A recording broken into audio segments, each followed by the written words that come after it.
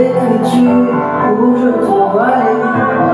Emmène-moi dans les profondeurs des écritures où je t'entends lire. Père, emmène-moi dans les profondeurs des écritures où je te vois aller. Père, emmène-moi dans les profondeurs des écritures où je t'entends lire. Où je t'entends où je t'entends, où je t'entends où je t'entends, Père, où je te vois où je te vois, où je te vois où je te vois, Papa, emmène-moi dans les profondeurs des écritures où je te vois emmène-moi dans les profondeurs des écritures où je te vois j'aimerais ouvrir ma Bible pendant mes temps d'études et j'aimerais te voir, oui, dans ces profondeurs et emmène-moi dans ces profondeurs des écritures où je te vois et je te vois où je te vois. Je te vois où je te vois, Yahweh, je te vois où je te vois, dans ce jardin d'Éden où tout est parfait, avec Noé, avec cette confiance, avec Moïse qui est toujours à l'écoute, avec Abraham rempli de foi, avec Noé qui a dû attendre de te faire confiance, qui a dû attendre de te faire confiance, qui a dû attendre de te faire confiance, avec Daniel dans la fosse lion et ses amis dans la fournaise ardente, et je vais plus loin, je vois le Christ. Lui qui a été tenté de toutes les manières, qui a été tenté de toutes les manières, qui a été tenté de toutes les manières, mais il a dit non, non, non, non, non, non, non, non, non, non, non, sauf emmène-moi dans les profondeurs des écritures où je te vois et emmène-moi dans les profondeurs des écritures où je t'entends où je t'entends où je t'entends où je t'entends, Papa, je veux t'entendre, te voir, te toucher où je t'entends dans la vie, oui, dans la vie, dans la vie. Éloï, Yehoshua, sois béni, Seigneur. Sois élevé. En dehors de toi, il n'y a pas de salut. Nous te célébrons, Seigneur. Nous te bénissons, Seigneur. Oh, Racha, Racha. Parle ce soir. Parle ce soir, Seigneur. Parle, nous avons besoin de toi. Amène-nous dans les profondeurs ce soir. Amène-nous, Seigneur. Nous voulons te contempler, t'écouter. Enseigne-nous, Seigneur de gloire. Yehoshua, révèle-toi. Révèle-toi, Yehoshua. Révèle-toi, Yehoshua. Oh yes. Révèle-toi, Yehoshua. Révèle-toi, Yehoshua. Même toi qui nous suis en ligne, il peut se révéler dans ta vie ce soir. Seigneur de gloire, dispose dispose nos vies. Dispose-nous. Nous voulons t'écouter. En ton nom, nous avons ainsi prié. Amen. Amen. Je salue les gens qui nous suivent en ligne. Que le Seigneur vous bénisse abondamment. Nous poursuivons notre formation biblique sur la révélation de Yehoshua. Aujourd'hui, c'est notre 12e séance. Je crois que le son est bon pour les gens qui nous suivent en direct. Nous avons clôturé le deuxième chapitre le mardi passé et ce mardi nous allons entamer notre troisième chapitre. Le troisième chapitre, nous allons parler, ou le troisième chapitre est intitulé La révélation du nom de Dieu. Mettez Dieu entre guillemets. La révélation du nom de Dieu. Amen. Amen. La révélation du nom de Dieu. Amen. Amen. Je crois que nous sommes là. Le chapitre 3, la révélation du nom de Dieu.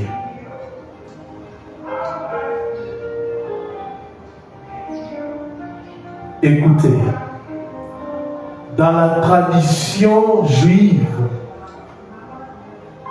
le nom a une grande importance.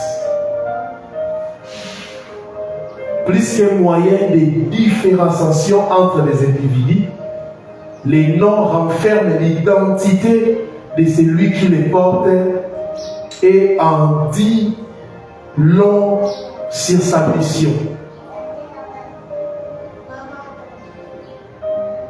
À titre d'exemple, le nom Esaïe, le nom qu'on a traduit Esaïe, vient de l'hébreu Yeshaya. Yeshaya et signifie Yahvé a sauvé. Or, le prophète Esaïe a en effet décrit les saluts de Yahvé comme aucun autre et son livre est riche en prophéties messianiques. Le nom que Yeshaya portait, ça signifiait aussi sa mission. Sa mission était, n'est-ce pas, de présenter les saluts de Yahvé qui est Yehoshua HaMashiach. Amen. Et Yehoshua n'a pas échappé à cette règle. Les noms attribués au Seigneur confirment sa mission, ses fonctions ainsi que sa nature divine. Amen. Amen.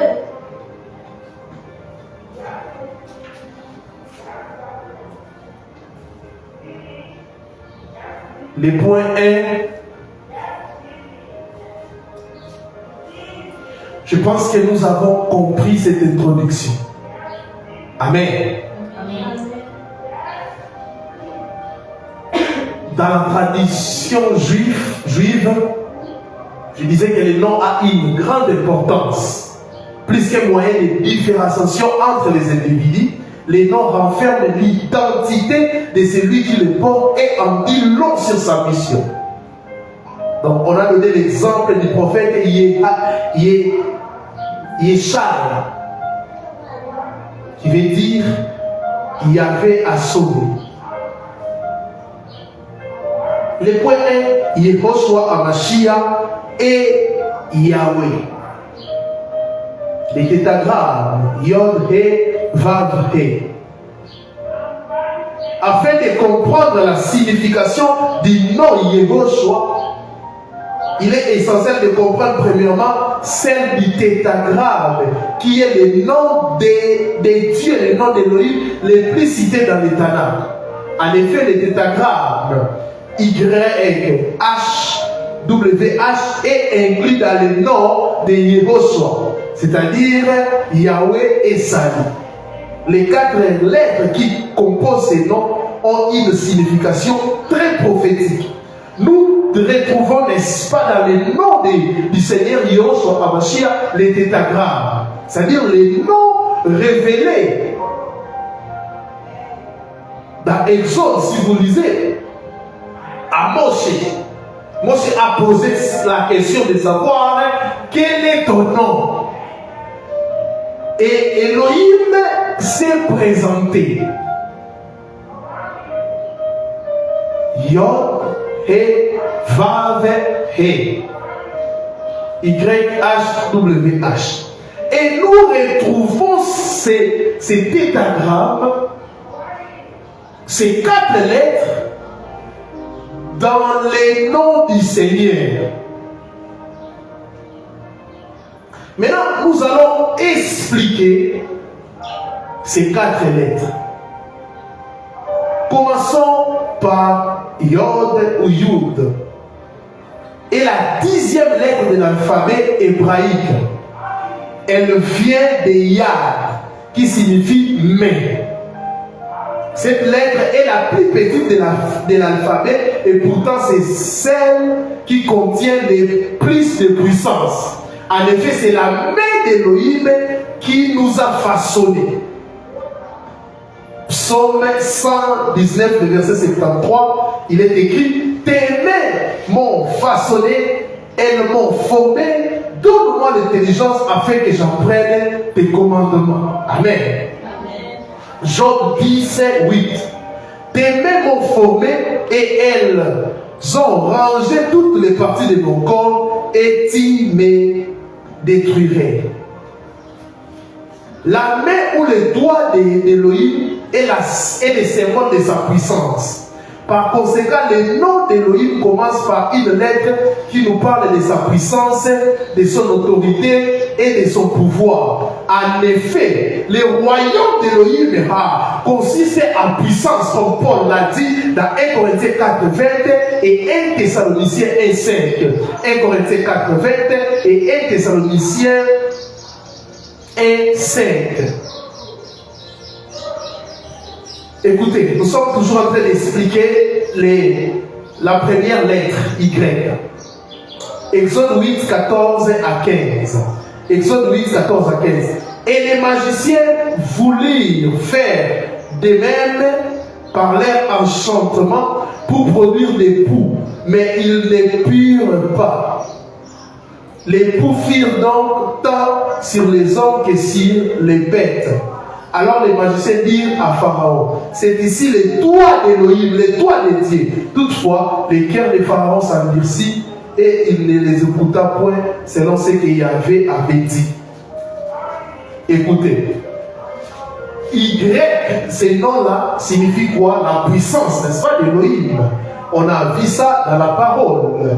Écoutez maintenant Luc 11, 22. Écoutez. Mais si ça signifie aussi quoi? Les doigts d'Élohim. Alléluia. Les doigts de Dieu. Amen. Et on a dit Exode. Pharaon a dit quoi? Les magiciens ont dit quoi à Pharaon? C'est ici les doigts de Dieu. Écoutez maintenant Luc 11, 22. J'aime Yehoshua. Mais si je chasse les démons par les doigts de Dieu, wow, alors le royaume de Dieu est parvenu jusqu'à vous. Wow. Vous voyez que cette lettre Y, qui est même Rassikarabasha, les noms qu'on a révélés à Moshe, commencez par la lettre Y. Les noms de Yehoshua commencent aussi par la puissance. Par la puissance. Par la puissance qui a créé.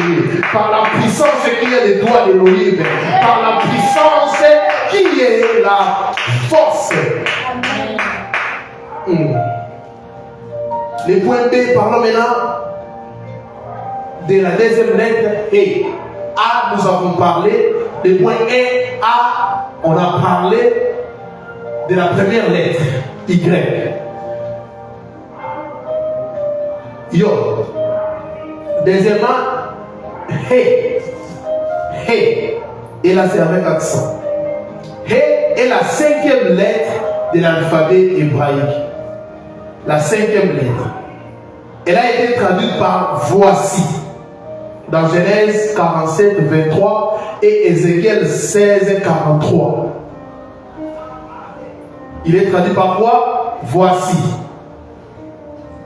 Il est question plutôt du Seigneur Yoshua HaMashiach qui doit être présenté aux hommes. En effet, Jean-Baptiste présentait l'agneau d'Élohim à ses disciples, Jean chapitre 1, le verset 29 et le verset 35e, et Pilate l'a présenté comme l'homme, Jean 19, 5, et comme le roi des Juifs. Pilate l'a présenté comme l'homme et comme le roi des Juifs. Si vous lisez Jean 19, le verset 14, vous allez le voir. Je dis que la lettre He est la 5e lettre de l'alphabet hébraïque. Elle a été traduite par voici dans Genèse 47, le verset 23 et dans Ézéchiel chapitre 16, le verset 43e. Et je dis ceci, il est question du Seigneur Yoshua HaMashiach qui doit être présenté aux hommes. En effet, Jean a présenté l'agneau d'Élohim à ses disciples. Jean l'a présenté dans Jean chapitre 1er, le verset 29e et le verset 35e. Et Pilate l'a présenté premièrement comme qui? Comme l'homme, dans Jean 19, 5. Et comme roi des Juifs, dans Jean 19, 14. Le message que les églises doivent prêcher est voici l'époux. C'est présenter Yehoshua. C'est les cris de minuit de Matthieu 25, 26. Quand les vierges folles étaient en train de dormir, que dit la Bible? Au milieu de la nuit, elles ont entendu une voix. Voici l'époux. Au milieu de la nuit. Nous sommes au temps de la nuit. Nous sommes à minuit. Où les faux prophètes, les faux pasteurs, les faux docteurs, les faux enseignants, les faux ministres sont en train d'enseigner des bêtises. Et ces gens-là sont en train de chercher comment nuire aux gens qui présentent Yehoshua HaMashiach. Dernièrement, j'ai prêché sur les hôtels. Les gens ont commencé à me combattre. Les gens ont commencé à insulter. Mais pourquoi vous insultez? Je suis là. Quiconque fait un débat, il vient avec preuve à l'appui. La doctrine sur la construction des hôtels, la destruction des hôtels, c'est une doctrine des démons. C'est une doctrine des démons. Je le dirai et je ne serai jamais intimidé. Car c'est lui qui m'a mandaté. Il est le Tout-Puissant. Il est le Seigneur des Seigneurs. C'est lui qui veille sur ma vie. C'est lui qui veille sur ma famille. C'est lui qui veille sur mon foyer. Et personne ne mettra la main sur moi. Car nous sommes là pour dire au monde, ne regardez plus à nous, ne regardez plus aux prophètes, ne regardez plus à nous, ne regardez plus à nous. Mais voici l'époux, voici l'époux, voici l'époux, voici l'époux. Ne regardez plus à nous, mais voici l'époux, voici l'époux. Chers prophètes, le ministère prophétique, c'est d'abord la source que vous présentez l'époux. L'époux et non donner des paroles, des connaissances, mais présenter l'époux. Tant que Yehoshua nous donnera le souffle de vie, nous allons parler de lui. Amen. C'est Yoshua HaMashiach, celle qui doit être présentée, annoncée et enseignée. Présentée, annoncée et enseignée. On ne doit pas enseigner autre chose. Yehoshua n'a jamais enseigné sur les hôtels, ni ses apôtres. Mais vous voulez manipuler les gens qui ne lisent pas la parole. Yehoshua n'a pas dit allez construire des hôtels ou détruire des hôtels.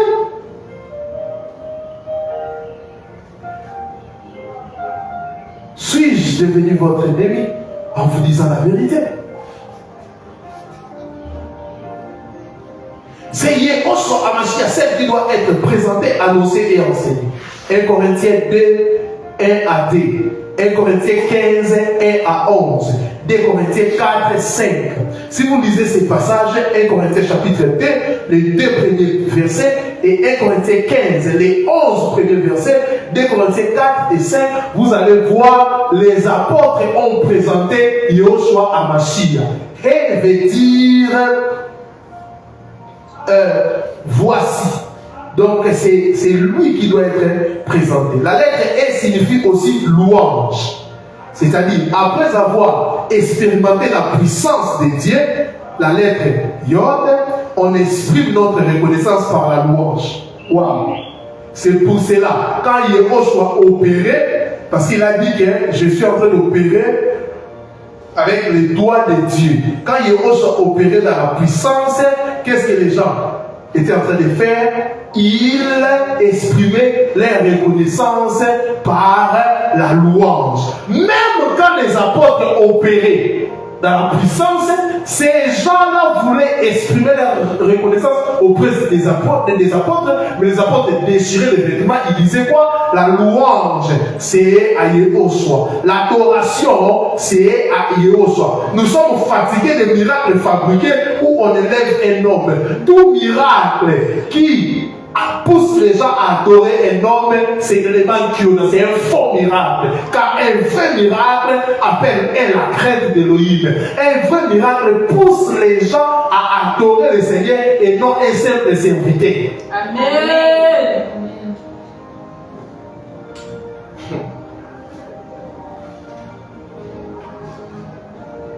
C'est Vav.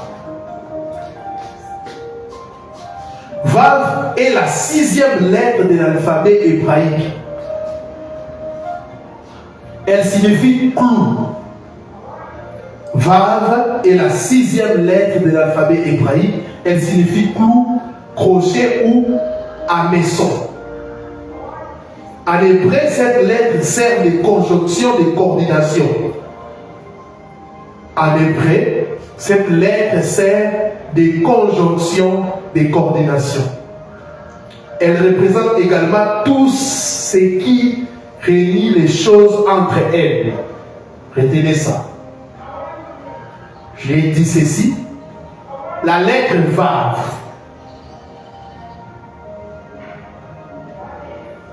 W-A-V est la 6e lettre de l'alphabet hébraïque. Elle signifie clou, crochet ou hameçon. En hébreu, cette lettre sert de conjonction de coordination. Soulignez ça. Elle représente également tout ce qui réunit les choses entre elles. Les choses entre elles. Écoutez. Les noms de Yehoshua HaMashiach et les noms qui rassemblent les hommes aussi différents qu'ils puissent être les uns des autres. Waouh! Vous voyez ça? Est-ce que quelqu'un a compris? Les noms de Yehoshua et les noms qui rassemblent les hommes aussi différents qu'ils puissent être les uns des autres. Vous pouvez les confirmer en lisant Matthieu 18, 18 à 20 et Galates 3, 28. Matthieu 18, 18 à 20, Galates 3, 28. Il est à noter que Vav est traduit par crochet en Exode 26, 32 et 37. Il est à noter que Vav est traduite par crochet en Exode 26, 32 et 37. Et vous pouvez même lire Exode, le chapitre 27, le chapitre 36 et le chapitre 38. Le Seigneur disait à Pierre qu'il allait faire de lui un pécheur d'homme. Luc 5, 10. Avec le nom de Yehoshua, les pécheurs sanctifiés sont attachés, accrochés à l'évangile. Avec la lettre Vav, nous sommes liés tels des sacrements, des sarments plutôt, à la vigne. Jean 15, 1 à 10. Les sarments à la vigne dit quoi? Yehoshua dit que nous puissions être attachés, à d'autres termes projetés au sceptre. Amen. Il dit lui-même, il est le sceptre. On finit avec les D, on va voir He.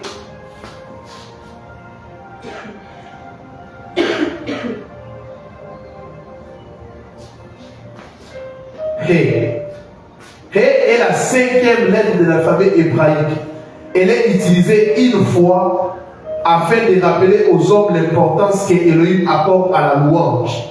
Le Seigneur disait aux enfants d'Israël, je suis Yahvé, c'est là mon nom, et je ne donnerai pas ma gloire à un autre, ni ma louange aux images taillées.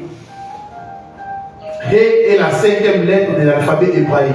Elle est utilisée une deuxième fois. Pourquoi il est utilisé ou elle est utilisée une deuxième fois? C'est afin de rappeler aux hommes l'importance que Dieu accorde à la louange. Le Seigneur disait aux enfants d'Israël, je suis Yahweh, c'est là mon nom, et je ne donnerai pas ma gloire à un autre, ni ma louange aux images taillées. Le tétragramme YHWH est le nom divin le plus fréquemment employé, avec plus de 6500 occurrences dans les Tanakh. Bien que le sens exact de Yahweh soit controversé, on le rattache ordinairement à la racine HWH, devenue HWH ou Haya. Je suis en hébreu. Il s'agit de la racine du nom d'Elohim qui a été révélé à Moshe dans Exode 3, le verset combien? 14e. Exode chapitre 3, et quand même verset, le verset 14e. Je suis qui je suis. Également est traduit par celui qui existe par lui-même. Les 5 tétragrammes peuvent être directement associés à la notion exprimée dans Apocalypse chapitre 1, le verset 8e. Celui qui était, qui est et qui sera. Amen.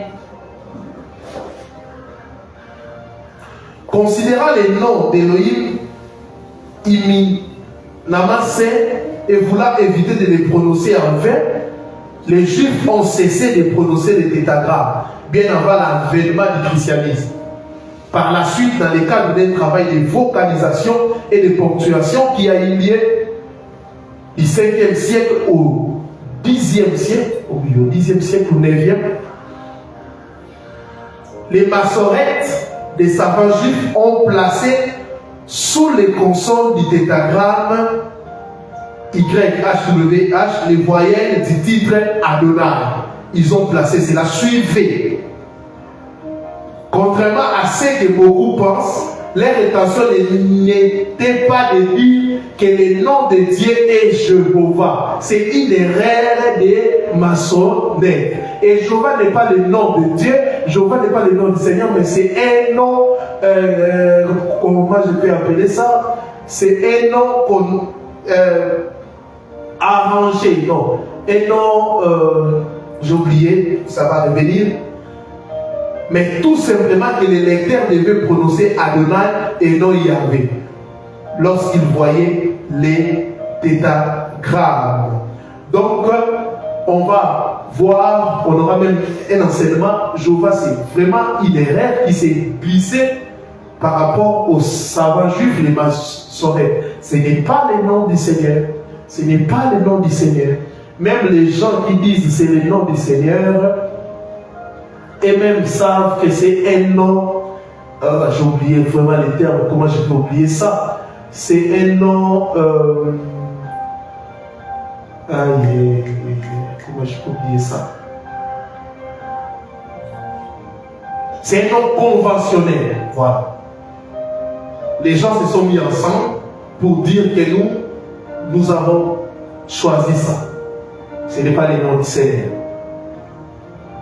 Notons que le tétragramme est absent de la majorité des versions françaises de la Bible. Le tétragramme est vraiment absent.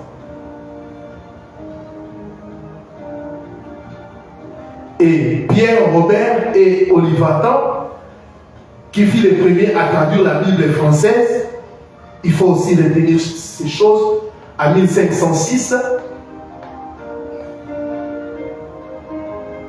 qui fut le premier à traduire la Bible française sur la base des textes originaux hébreux et grecs, traduisit Yahvé ou le tétragramme par éternel, pensant ainsi avoir trouvé le sens le plus proche de ces noms ineffables.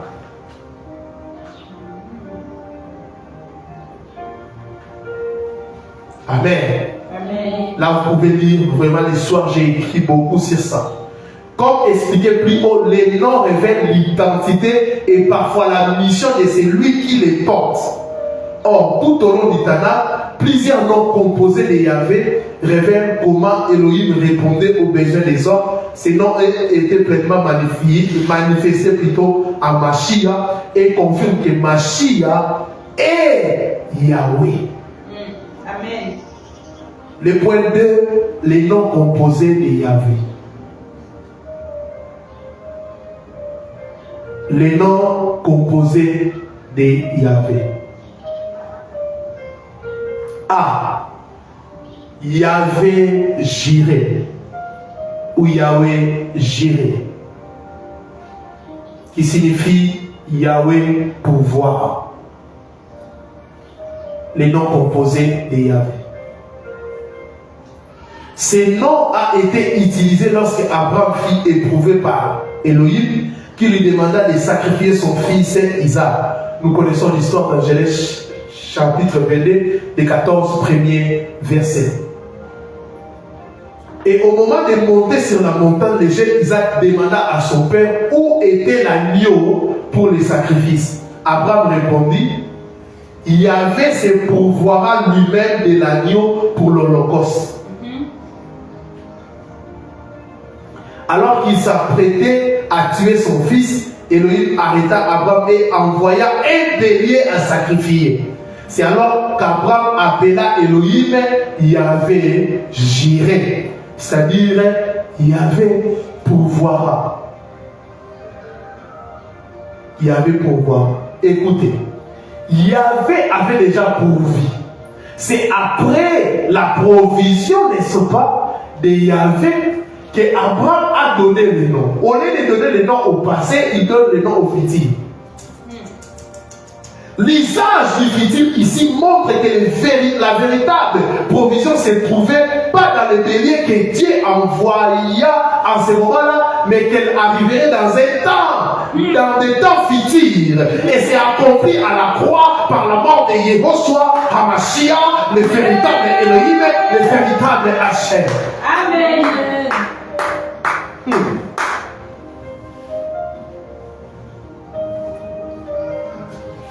Aussi, cette parole trouva son accomplissement plusieurs siècles plus tard à Yehoshua, qui fut présenté par Jean-Baptiste comme l'agneau d'Élohim qui ôte les péchés du monde. Jean chapitre 1, verset 29. Quand vous méditez la Bible, vous lisez, attention. Tenez aussi compte de l'histoire, de la conjugaison, de l'orthographe, mais aussi des ponctuation, vocabulaire, tenez compte de tout ça. Amen. Amen. Alléluia. Amen. B, le deuxième nom composé de Yahvé, Yahweh Rapha, qui signifie Yahvé qui guérit.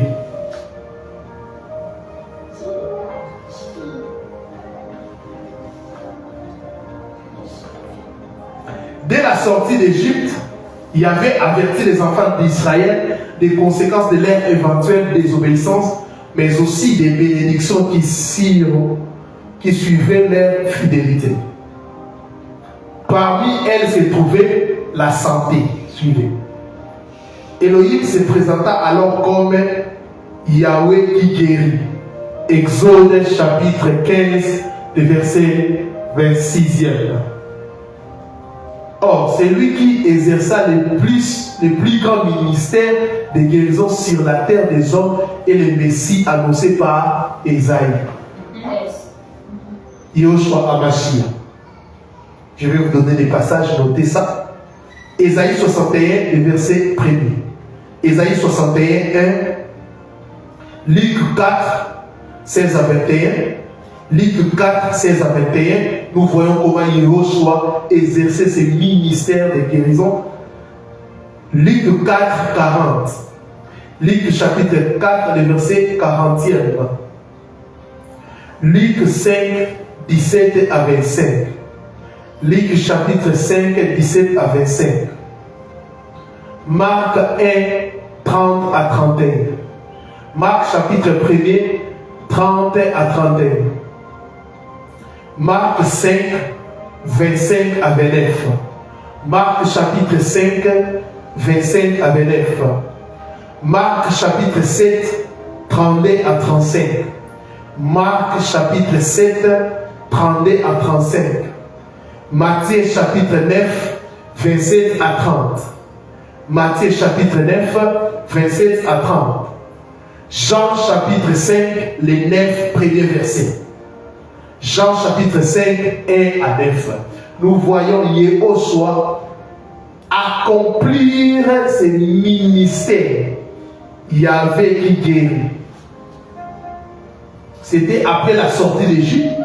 Yahvé avertit les enfants d'Israël des conséquences de leur éventuelle désobéissance, mais aussi des bénédictions qui suivraient leur fidélité. Parmi elles se trouvait la santé. Elohim se présenta alors comme Yahvé qui guérit. Et nous voyons dans la parole, Yeshua a exercé ce ministère de la guérison. C'est Yahweh Nissi, qui veut tout simplement dire Yahvé ma bannière. Yahvé Nissi. Lors de la bataille d'Israël contre Amalek, vous pouvez lire ça dans Exode 17, 8 à 15. Vous allez voir la bataille d'Israël contre Amalek. Exode 17, 8 à 15. Moïse s'est tenu sur la montagne comme une sentinelle afin de prier pour le peuple.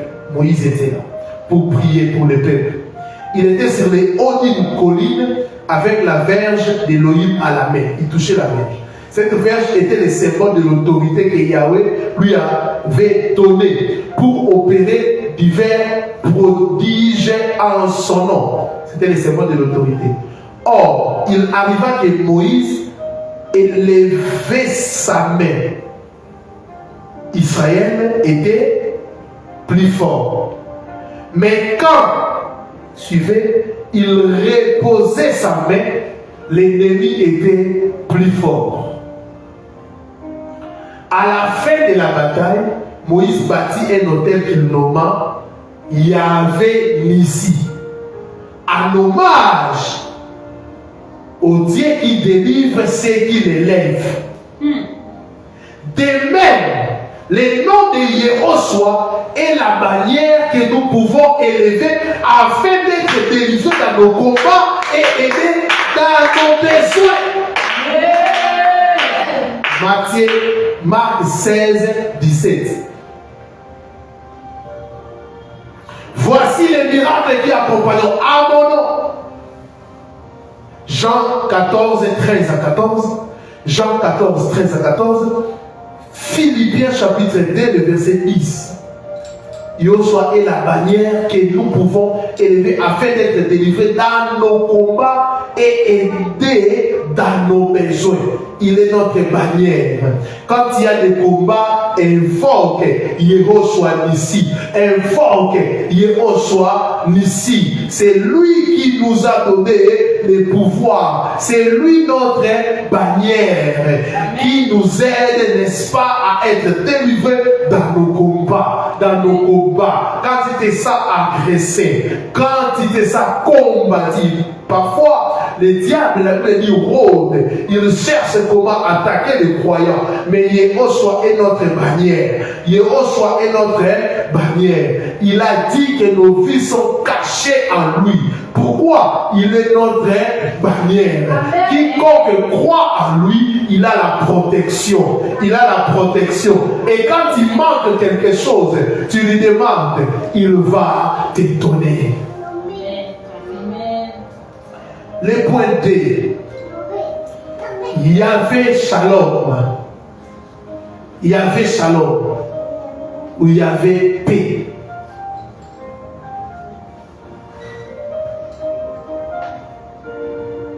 Écoutez, après sa première rencontre avec l'ange de Yahvé, Gédéon crie qu'il allait mourir. Est-ce que vous connaissez cette histoire? Est-ce que vous connaissez cette histoire? Cependant, Yahvé les rassura et les invita à ne pas craindre, mais de rester en paix. C'est alors que Gédéon bâtit un hôtel auquel il donna le nom de Yahvé Shalom.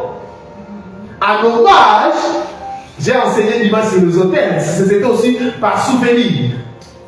En hommage au Dieu qui donne la paix. Lisez ça dans Juge 6, verset 24. Juge 6, 24. Écoutez maintenant. On appelle le vieil Isaïe pour l'interroger.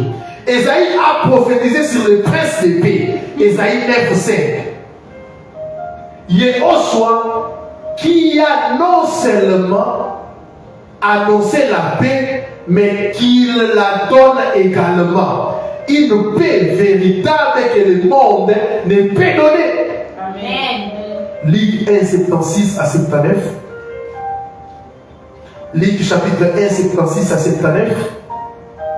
Jean 14, 27 et Jean chapitre 20, le verset 26e. Jean 14, 27, Jean 20, 26. Ésaïe chapitre 9. Écoutez, on va chercher ça. Ésaïe a prophétisé sur le prince des paix. Ésaïe chapitre 9.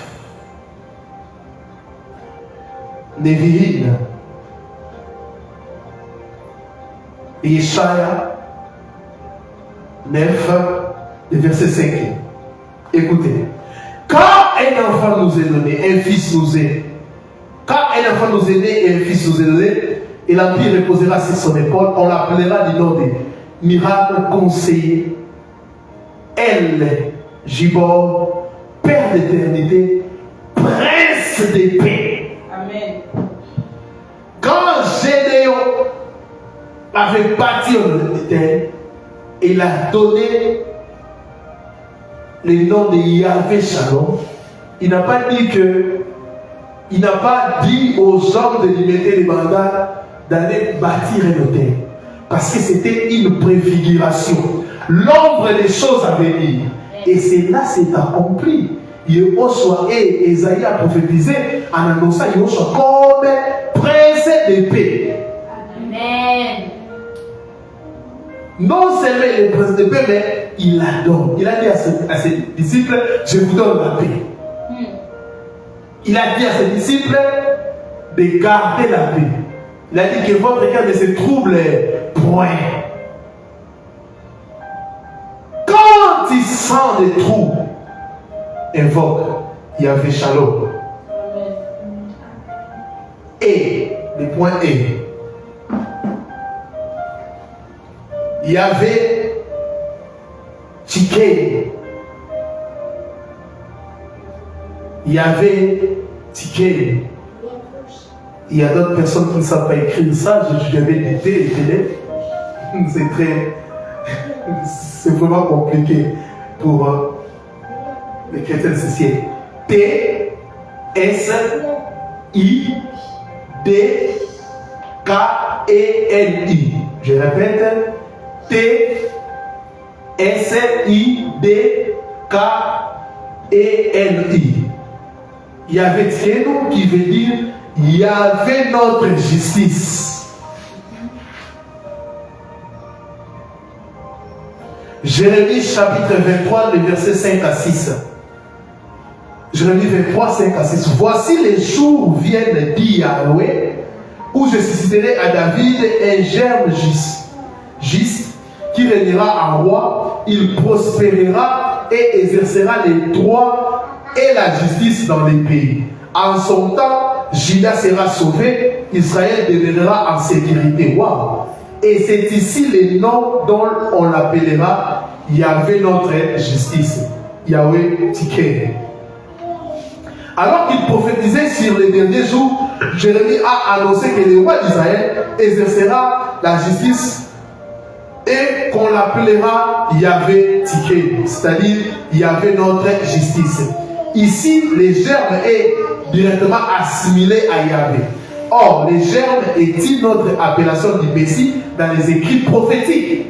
Il s'agit bel et bien de Yahushua, le roi d'Israël. C'est lui par qui est révélée la justice d'Élohim. Esdras 4, le verset 2. Esdras 4, 2. Psaume 98, le verset 1er. Psaume 98, le verset 1er. Jean 19, le verset 19e. Jean 19, 19. Romains chapitre 1er, le verset 17. C'est lui qui va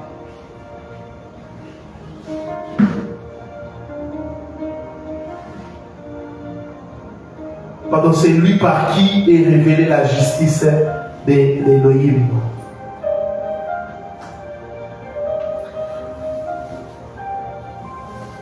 Les points F. Yahweh Shama. Yahweh Shama, qui signifie Yahweh est ici. Il y a des gens qui savent, ils chantent Shama sans savoir, sans connaître, et cela veut dire Yahweh est ici.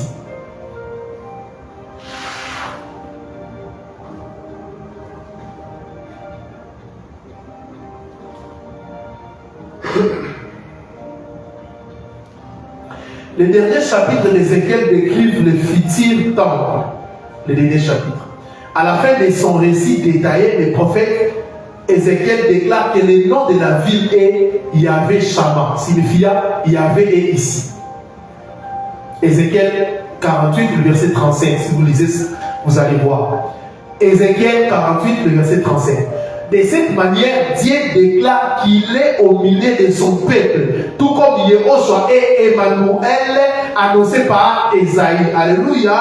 Yahweh Shama, c'est-à-dire Yahweh est ici. Yehoshua aussi, on l'appelle Emmanuel, Elohim au milieu de son peuple. Il dit là où deux ou trois sont venus, je suis là, je suis là.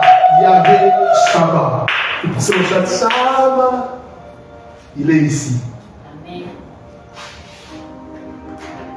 Il est ici. Or, dans l'air du milieu de nous, tout comme dans la vie éternelle, Yahushua sera au milieu de son peuple. Apocalypse 20, le verset 4. Apocalypse 22, les 5 premiers versets. Apocalypse 20, le verset 4. Apocalypse 22, les 5 premiers versets. Il est présent. C'est pour cela que j'ai l'habitude de dire, nous ne sommes plus sous le régime de la représentation. Personne au monde peut dire qu'il est le représentant du Seigneur. Jamais. Aucun âme, aucune personne ne peut dire que moi je représente le Seigneur. Non, personne. Nous sommes sous le régime de la présentation. Amen. Parce qu'on représente une personne qui n'est pas là. Dans l'ancienne alliance, dans les Tanakh, Yehoshua était dans l'ombre. Il n'était pas là. Il n'y avait pas la réalité. Et maintenant, nous sommes sous le régime de la présentation. C'est pour cela, Jean-Baptiste ne représentait pas le Seigneur, il a présenté le Seigneur. Et c'est la mission de tout serviteur d'Élohim de présenter le Seigneur. Pourquoi? Parce qu'il est présent. Il est présent. Yahvé Shama. Yahvé Shama. Il est là. Nous, notre rôle, c'est de les présenter. Voici l'époux, voici l'agneau. Voici l'agneau, c'est pour les païens. Pour que les gens puissent croire à l'œuvre que Yahushua a accomplie à la croix. Maintenant, quand la personne croit à l'agneau, mange l'agneau, car en Israël, pour que les enfants d'Israël puissent sortir de l'Égypte, ils devaient manger l'agneau. Et Yahushua a dit, c'est lui qui mange ma chair et boit mon sang aura la vie éternelle. Quand nous mangeons l'agneau qu'on nous présente, nous avons la vie éternelle. Au-delà de manger l'agneau, après la présentation de l'agneau, nous devons maintenant présenter l'époux. Car l'époux ou la relation de l'époux avec son épouse, c'est la relation la plus élevée. Plusieurs ont mangé l'agneau, mais ils ne connaissent pas l'époux. Ils ne sont pas enseignés. On doit enseigner les gens à connaître maintenant l'époux. Les titres de ces noms et les contextes dans lesquels ils ont été communiqués aux hommes montrent que Yahushua et Yahvé, Yahushua, il est Elohim véritable. Parce que tous ces noms et des contextes que nous venons d'étudier démontrent clairement, sans discussion, sans débat, que Yahushua HaMashiach, il est le véritable Elohim, le véritable Dieu, le véritable personne ne peut douter de sa divinité, car il est le véritable. Est-ce qu'on peut l'adorer? Est-ce qu'on peut l'adorer ce soir?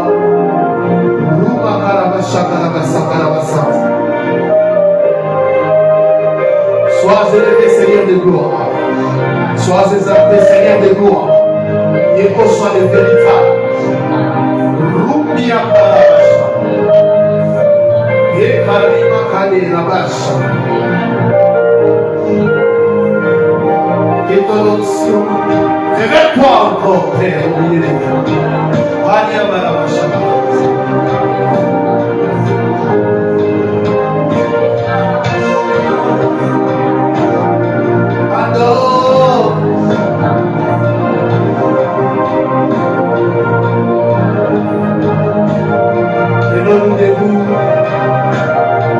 Adore les rois, Yahweh Shama, Yahweh Ti,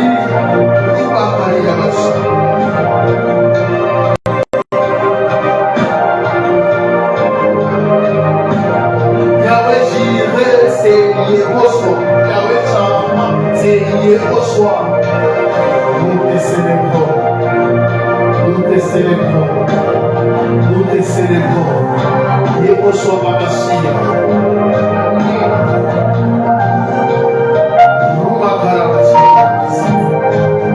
Alléluia, Rumia Kale, la Roshia placée, la Propade la Passo, Rumia Kale, oh, Yahweh Shama, Yahweh Shama, Yahweh Shama, Yahweh Shama. Yahweh Tzidkenu, Yahweh Shalom, Yahweh Nissi, Yahweh Rapha, Yahweh Jireh, oh, Rimakarabasha. Même toi qui es en ligne, alors, célèbre le Seigneur de gloire. Rimakarabasha, Karabasha. Célèbre le Seigneur de gloire. Célèbre le Seigneur. Il est puissant. Il est fort. En terre de lui. Il n'y a pas d'autre que lui. Rumba Karabakarabasha. Kamari Kodoshele. Kasimando Saraba. Mekania Kodoshele. Rumba Karabasha. Nous te célébrons. Nous te rendons grâce, nous te bénissons, nous t'adorons. Tout pied est à libre, poursuivez l'adoration. Continuez avec l'adoration, nous sommes en train d'adorer ensemble.